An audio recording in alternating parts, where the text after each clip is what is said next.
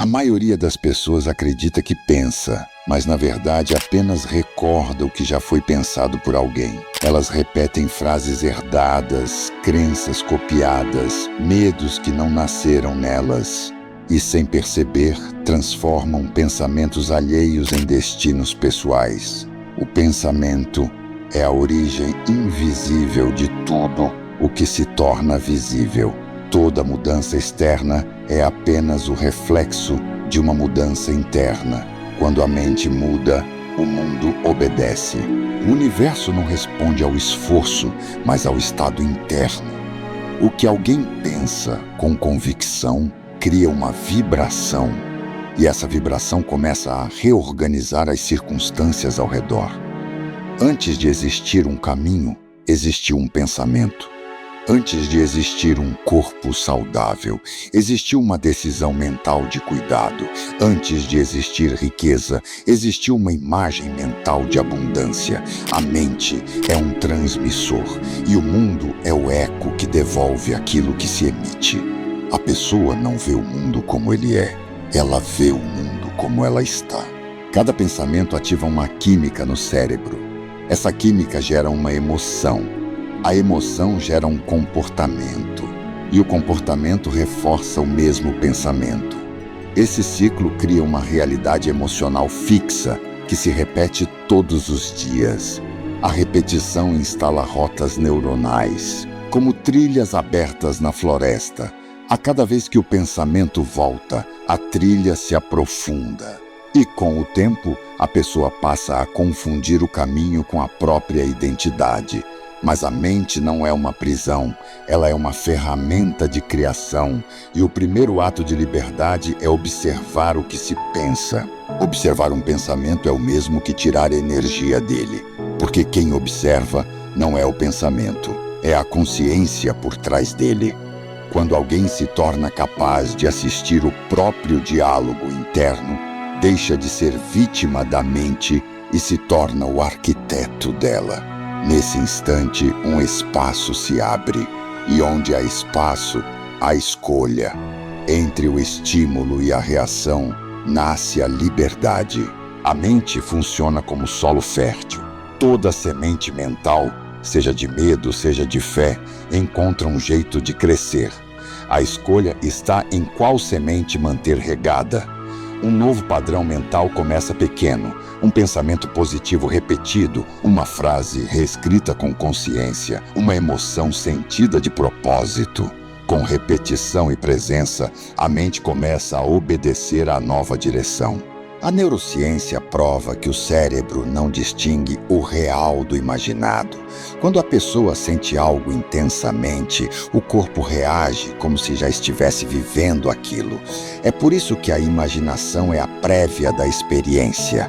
Sentir o futuro no presente é o que o torna possível. A emoção é o sinal químico que informa ao corpo o que está sendo criado.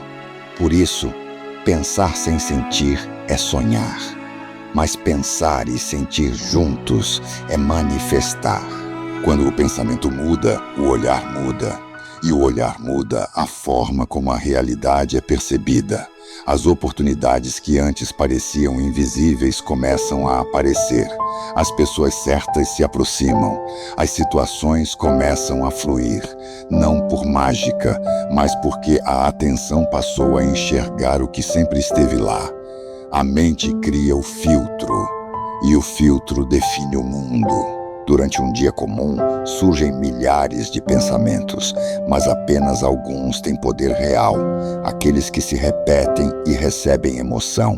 A prática é simples: observar 3 pensamentos recorrentes e escolher substituí-los por versões que sirvam ao propósito.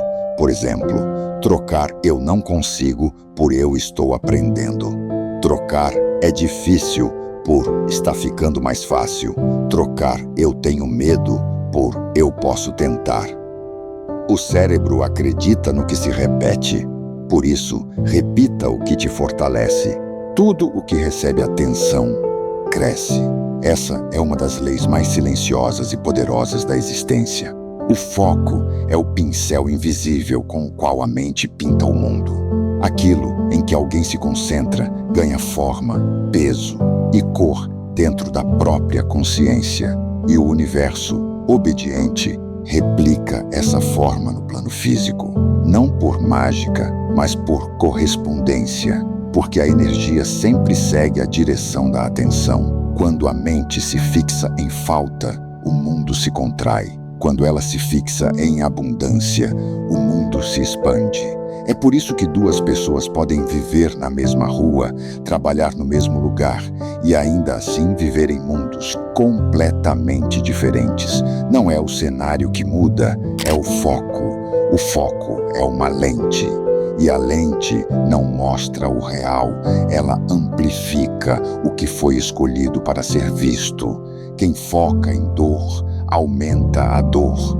Quem foca em aprendizado, transforma a dor em crescimento. Por isso, o foco não é apenas uma questão de produtividade, é uma questão espiritual. É o poder de escolher a cada instante qual universo interno será alimentado. E essa escolha é feita em silêncio. Ninguém percebe quando uma pessoa muda o foco, mas, a partir desse instante, o futuro começa a se reorganizar em torno dela.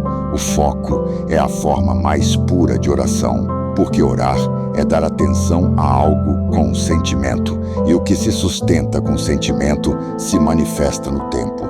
Por isso, onde está o foco, está a vida. Onde não há foco, há dispersão, ruído, fragmento.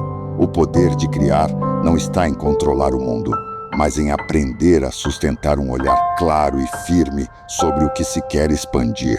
O foco é o trono da consciência. Quem o governa, governa a própria realidade. Tudo o que recebe atenção, cresce. Quando a mente foca no problema, o problema aumenta.